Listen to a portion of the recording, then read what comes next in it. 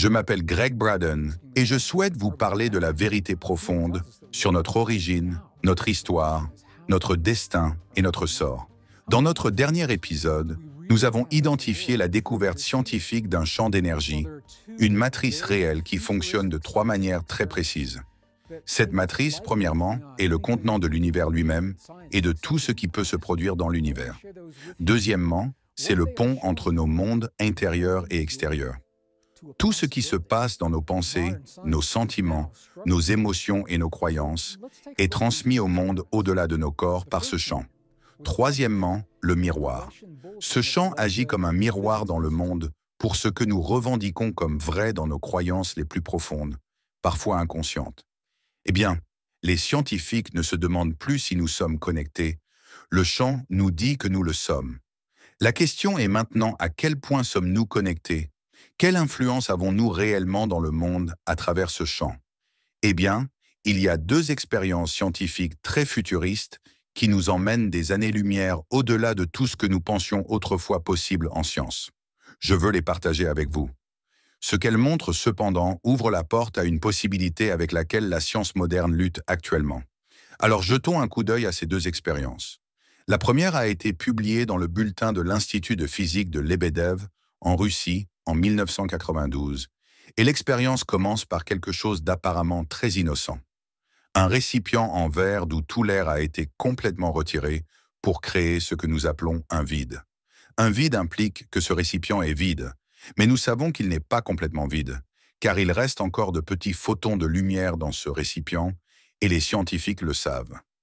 Donc la question est maintenant, où se trouvent ces photons?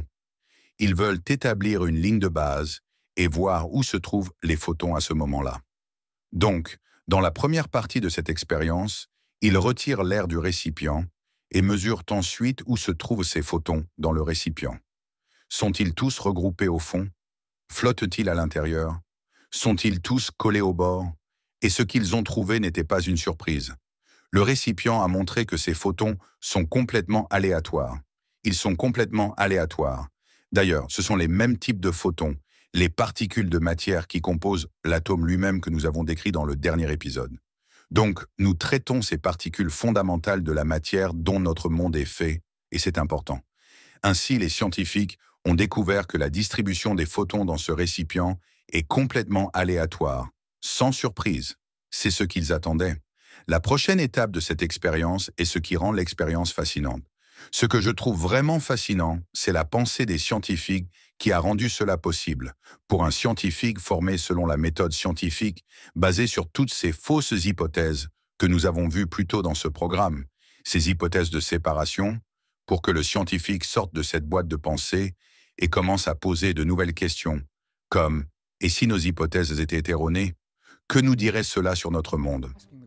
C'est là que cela devient vraiment intéressant, et c'est ce que concerne la prochaine étape de cette expérience.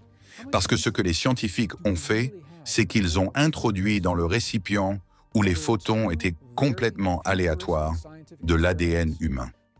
De l'ADN humain, car ils voulaient voir si l'ADN humain a un effet sur les photons. Avant d'aller plus loin, je vous invite à réfléchir à ce qu'ils demandent. Les photons sont la matière dont est fait ce monde, l'ADN est la matière dont nous sommes faits, et ils demandent, les scientifiques demandent dans le laboratoire, est-ce que la matière dont nous sommes faits a un effet sur la matière dont notre monde est fait?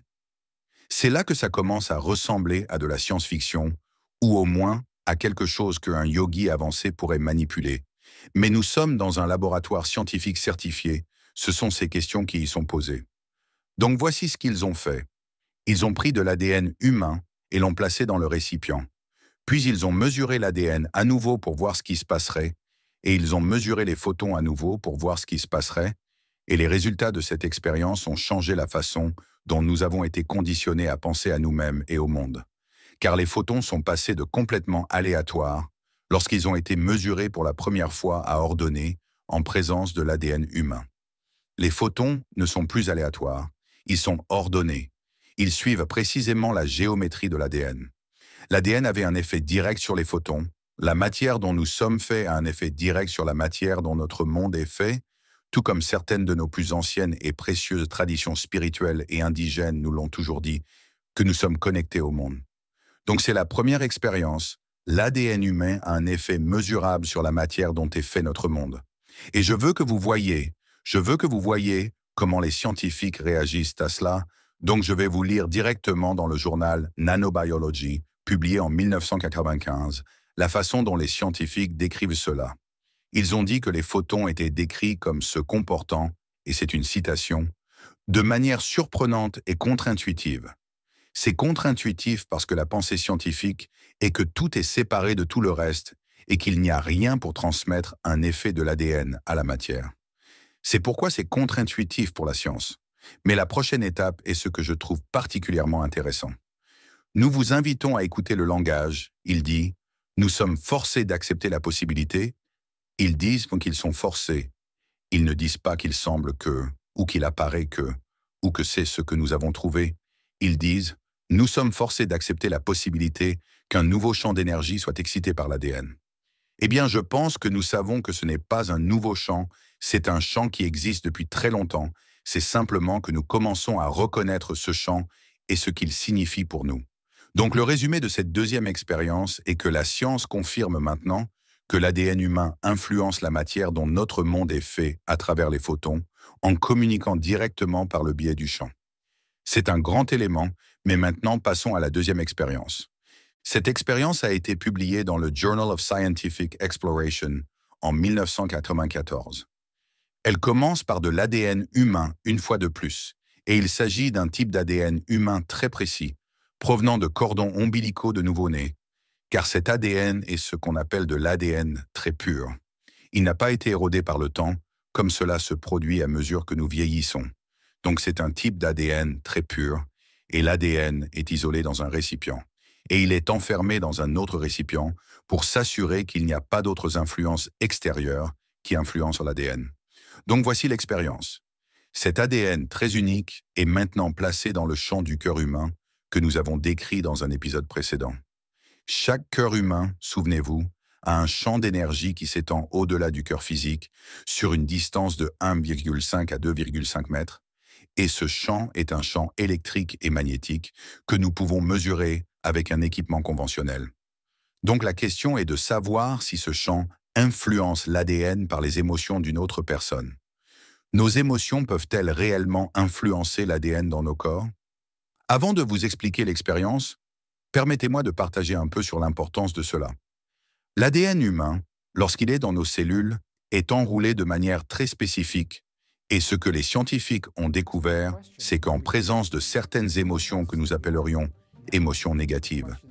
Je n'aime pas vraiment utiliser ce terme, mais je vais l'utiliser pour être clair sur ce dont nous parlons. Donc quand nous parlons d'émotions comme la colère, ou la haine, ou la jalousie, ou la rage, ou la frustration, celles que nous considérerions typiquement comme des émotions négatives, elles ont un effet sur l'ADN dans nos corps. Et l'effet est que, en présence de ces émotions, l'ADN est en fait resserré. Il est resserré comme un petit nœud, et c'est important car quand il est resserré de cette manière, l'ADN ne s'exprime pas à sa pleine capacité.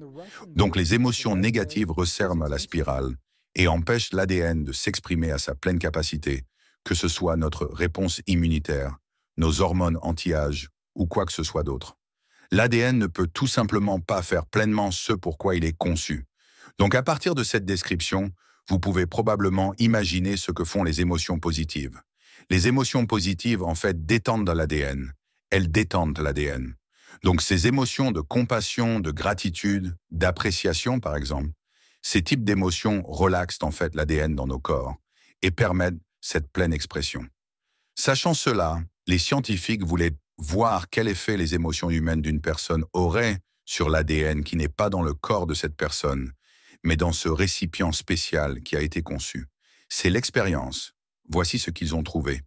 L'ADN humain a été isolé et en présence des émotions positives, en présence de gratitude, d'appréciation, d'amour et de compassion, ce qui s'est produit, c'est que l'ADN a commencé à se détendre, et il s'est détendu tellement qu'il a commencé à se dérouler. Les deux spirales ont commencé à se dérouler comme si l'ADN s'apprêtait à se répliquer et à produire un nouveau brin d'ADN. En présence d'une émotion positive, tout ce qui se passait était de la gratitude, de l'appréciation, du soin, de la compassion, et l'ADN réagissait d'une manière si positive que l'ADN agissait, encore une fois, comme s'il était sur le point de se reproduire dans un état nouveau, revitalisé, guéri. C'est quelque chose que les scientifiques ne s'attendaient pas à voir. Donc maintenant, nous avons vu les résultats de ces deux expériences.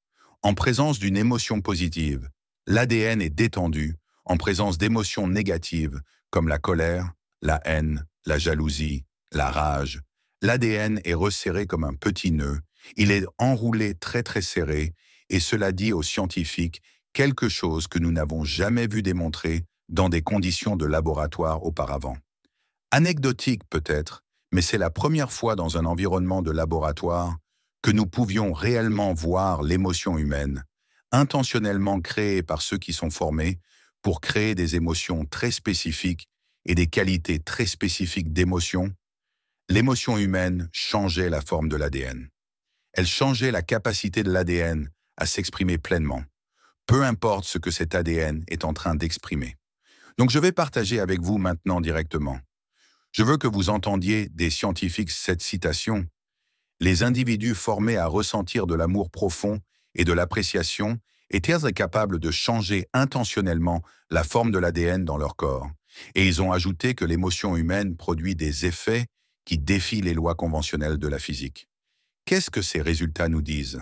Cela nous dit que lorsque nous embrassons la vérité la plus profonde, le pouvoir qui est disponible pour nous, quand nous exploitons pleinement le potentiel que nous avons à notre disposition, que nous ne sommes pas limités par les lois conventionnelles de la physique, du moins telles que nous les connaissons dans le passé. Peut-être que les lois de la physique vont changer, mais le fait que nous avons la capacité de ressentir d'une certaine manière, de créer une certaine émotion dans notre corps, et de littéralement changer l'ADN en nous, et dans le cas de l'expérience, cet ADN n'était même pas dans notre corps, cela raconte une nouvelle histoire. Et voici de quoi parle cette histoire. Donc en réfléchissant maintenant à ces deux expériences, la première expérience, l'émotion humaine change la forme de l'ADN, et la deuxième expérience, cet ADN change la matière physique. L'ADN influence les photons dans le récipient. Si vous retirez la pièce du milieu, l'émotion humaine change l'ADN. L'ADN change la matière. Si vous retirez la mention de l'ADN, ce que nous trouvons, c'est que l'émotion humaine change la matière. L'émotion humaine influence la matière dont notre monde est fait.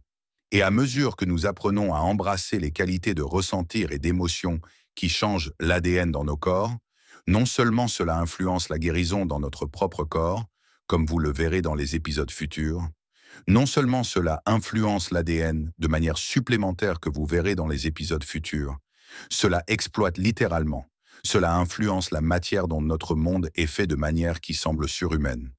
Cela semble être quelque chose qu'un yogi étudiant dans un monastère sur un sommet de montagne à l'autre bout du monde pour une vie entière serait capable de faire. Mais la beauté de ces expériences est que nous n'avons pas à faire cela. Nous n'avons pas à tout quitter. Tout ce que nous aimons et toutes les personnes et les expériences pour vivre dans un monastère sur le sommet d'une montagne pour une vie ou deux, pour embrasser ce que ces technologies impliquent, et c'est précisément de cela dont nous parlons. C'est une technologie interne qui est disponible à chaque être humain si nous choisissons de l'embrasser dans nos vies. Alors qu'avons-nous appris de ces expériences? Nous savons maintenant, la science confirme que l'émotion humaine influence le champ qui relie toute chose et la matière dont notre monde est fait. Lorsque nous étudions la physique traditionnelle, l'un des grands mystères de la physique telle que nous la connaissons aujourd'hui est lié au résultat d'une autre expérience. Cette expérience a été réalisée pour la première fois en 1909, au tournant du XXe siècle. Et à cette époque, les scientifiques ne savaient pas quoi penser de cette expérience. Avant 1909, la physique était mécaniste, elle était appelée physique newtonienne, physique classique. Tout concernait des choses qui se heurtent à d'autres choses, les électrons, les atomes et les neutrons. Mais la nouvelle physique qui se développait à l'époque, grâce aux théories qui étaient développées à la fin des années 1800 et au début des années 1900, cette physique disait qu'il y a autre chose qui se passe, qu'au niveau des choses qui sont très petites et au niveau des choses qui sont très grandes, en termes de galaxies et en termes de particules très très petites, il y a une autre physique qui est en jeu, c'est la physique quantique. Et l'expérience dont je parle est connue sous le nom de la très célèbre expérience de la double fente, réalisée en 1909. Et le mystère réside dans le fait que le résultat de l'expérience de la double fente est en fait déterminé par le fait qu'une personne observe ou non l'expérience. D'accord, laissez-moi le répéter. Laissez-moi vous dire comment fonctionne cette expérience. L'expérience de la double fente commence par un faisceau de photons. Et vous voyez un thème commun ici, nous parlons de photons. Ce sont les éléments de base qui composent les atomes, la matière dont notre monde est fait. Vous et moi sommes faits de photons, notre monde est fait de photons. Donc il n'est pas surprenant qu'il soit beaucoup utilisé dans ces expériences. Donc dans l'expérience de la double fente, un faisceau de lumière, des photons, des particules de lumière, a été envoyé à partir d'un dispositif et il a été envoyé vers une barrière. Et la barrière avait deux fentes de chaque côté. Et ce que les scientifiques s'attendaient à voir, c'est que lorsque la lumière frappait la barrière, elle traversait les deux fentes. Et nous pourrions voir les motifs créés de manière très attendue de l'autre côté. Eh bien, c'est là que le mystère entre en jeu, car ce que les scientifiques ont découvert, c'est que lorsque la lumière frappait la barrière et la traversait, et qu'elle était observée, maintenant l'observateur pouvait être un autre humain, cela pouvait être un dispositif qui l'observait, mais d'une manière ou d'une autre, l'observation en fait déterminait comment ces particules de lumière allaient se comporter. Lorsque personne et rien n'observait, les particules se comportaient d'une certaine manière. Lorsque quelqu'un ou un appareil les observait, elles se comportaient d'une autre manière. Et voici la différence. Dans un ensemble de circonstances, les particules restaient des particules. Dans un autre ensemble de circonstances, les particules se comportaient comme des ondes. Donc maintenant, nous parlons au niveau quantique de la différence entre les particules et les ondes. C'est la même énergie qui s'exprime sous des formes très très différentes. Maintenant, cela va être très important, car ce que nous venons de faire, c'est que nous avons parlé de la capacité des humains à créer l'émotion, cela influence leur ADN, cela influence la matière dont notre monde est fait, et maintenant nous parlons de la matière dont notre monde est fait, qui se comporte différemment. Parfois c'est une particule, parfois c'est une onde, selon qu'elle est observée ou non. Les implications pour la guérison, les implications pour la prière, les implications pour la guérison à distance, dans le contexte de ces découvertes, prennent un tout nouveau sens. Et si vous y réfléchissez, nous savons scientifiquement que la prière a un effet. De nombreuses études ont été réalisées, et la question était de savoir comment une prière dans le salon d'une personne pour leurs proches, leur fils ou leur fille, leur mère, leur père sur un champ de bataille en Afghanistan, à l'autre bout du monde, comment cette prière pouvait-elle avoir une influence de l'autre côté de la planète? Et pourtant elle en a. Statistiquement, ce que les études montrent, c'est que les gens se portent mieux lorsqu'ils sont malades, lorsqu'ils subissent une opération. Ceux pour qui on prie se portent mieux, guérissent plus vite, ont moins de traumatismes, moins de saignements, moins de gonflements, moins de bleus que ceux pour qui on ne prie pas. Ce sont des études très très bien documentées, donc je ne vais pas passer beaucoup de temps sur celles-ci. La question est pourquoi cela se produit-il? Comment cela se produit-il? C'est ce sur quoi nous passons du temps maintenant, parce que cela va nous amener à un niveau supérieur. Nous allons l'amener encore plus loin. Et nous l'avons fait dans le passé parce que cela commence à s'intégrer à ce que nous avons appelé des miracles dans le passé. Vous savez, un miracle n'est un miracle que jusqu'à ce que nous comprenions la science sous-jacente, puis il devient une technologie. Et c'est quelque chose que nous avons tous à notre disposition.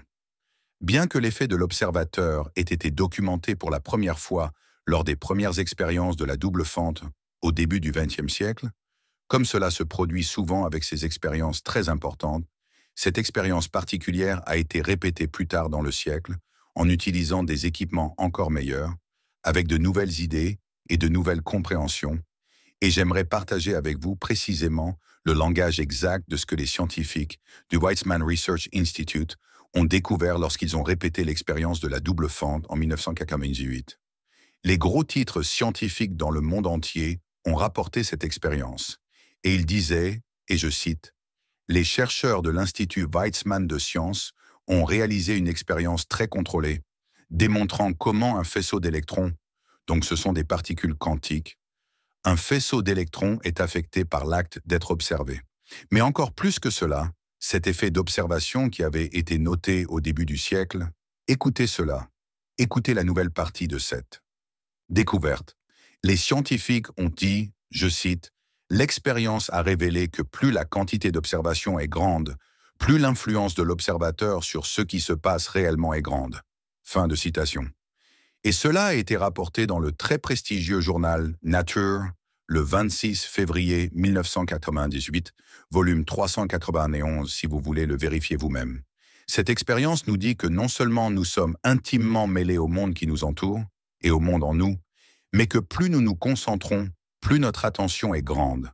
Plus nous nous concentrons spécifiquement sur quelque chose qui se passe dans nos vies, plus l'effet est grand. Mais je pense que cela est intéressant parce que nous savions déjà cela si nous suivons les principes et certaines de nos traditions spirituelles les plus chères. Par exemple, dans le Sutra des traditions bouddhistes Mahayana, il y a une déclaration qui résume essentiellement ce que l'expérience de Weizmann vient de nous dire, et cette déclaration dit, je cite, « La réalité n'existe que là où l'esprit crée une concentration. » La réalité n'existe que là où l'esprit crée une concentration. Donc les anciennes traditions bouddhistes, elles n'avaient pas la science, mais elles comprenaient bien le principe, elles comprenaient le mécanisme. Là où nous créons cette convergence de pensée, de sentiments et d'émotions, là où nous créons cette concentration, c'est nous qui observons le monde autour de nous, et c'est cette expérience et le fait que cette expérience ait un effet aussi puissant dans nos vies qui rendait Albert Einstein fou. C'est le morceau du puzzle qu'Einstein n'a jamais pu résoudre. Il a commencé au début du XXe siècle avec ses théories de la relativité et il cherchait toujours une théorie unifiée, une théorie du champ unifié. Voici ce que je veux dire par là. Dans une théorie du champ unifié, c'est là qu'un scientifique comme Albert Einstein crée une seule histoire qui incorpore toutes les facettes de la nature et de la physique et des mathématiques dans une histoire cohérente de nous, de notre univers, de notre relation avec lui. La théorie du champ unifié est une théorie insaisissable. Elle reste à découvrir, et Einstein, et le monde soutenait Einstein en pensant que c'était lui, que s'il y avait quelqu'un qui pouvait le faire, c'était lui. Voici où Einstein est resté bloqué, et il a en fait admis cela sur son lit de mort au début des années 1950. Il est resté bloqué parce qu'il n'aimait pas l'idée que nous soyons si intimement connectés à notre univers, que nous puissions avoir une influence quelconque sur l'univers d'un endroit, alors que nous nous trouvons dans un autre endroit, et comme je l'ai mentionné plus tôt, il avait en fait un nom pour cela. Il appelait cela une action effrayante à distance. Il appelait cela une action effrayante à distance, parce que pour lui, c'était effrayant. L'une des choses que je trouve particulièrement fascinante, c'est que bien qu'Einstein travaillait avec les mêmes mathématiques et les mêmes équations que ses amis et collègues, il en est arrivé à la conclusion que nous sommes séparés les uns des autres, et que nous sommes séparés de l'univers, et que nous pouvons être des observateurs dans l'univers. Cependant, un ami cher et collègue d'Albert Einstein, un homme qui a vécu beaucoup plus longtemps qu'Einstein et qui a eu une influence extrêmement puissante dans la physique quantique à l'université de Princeton et dans notre monde aujourd'hui, était le professeur John Wheeler. Il est décédé il y a seulement quelques années. Donc John Wheeler et Albert Einstein étaient amis, ils étaient collègues qui étudiaient les mêmes équations, les mêmes mathématiques, en tirant des conclusions très différentes. Donc Einstein croyait que nous étions séparés et que nous n'avions aucun effet. Wheeler disait exactement le contraire. Je veux partager avec vous les mots exacts de John Wheeler, juste pour que vous puissiez entendre son processus de réflexion et à quel point il était passionné par cela.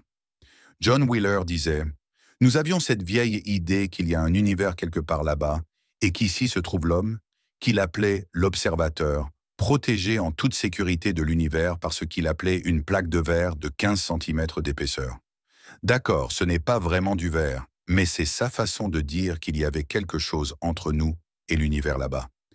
Mais il continue, il disait « Maintenant, nous apprenons que pour observer ne serait-ce qu'un électron, nous devons briser cette plaque de verre. » Écoutez ce qu'il disait, donc l'ancien mot « observateur » doit simplement être rayé des livres. Il disait qu'il n'y a pas d'observateur. Nous devons introduire le nouveau mot « participant » où il n'y a pas d'observateur, seulement des participants. Qu'est-ce que cela signifie?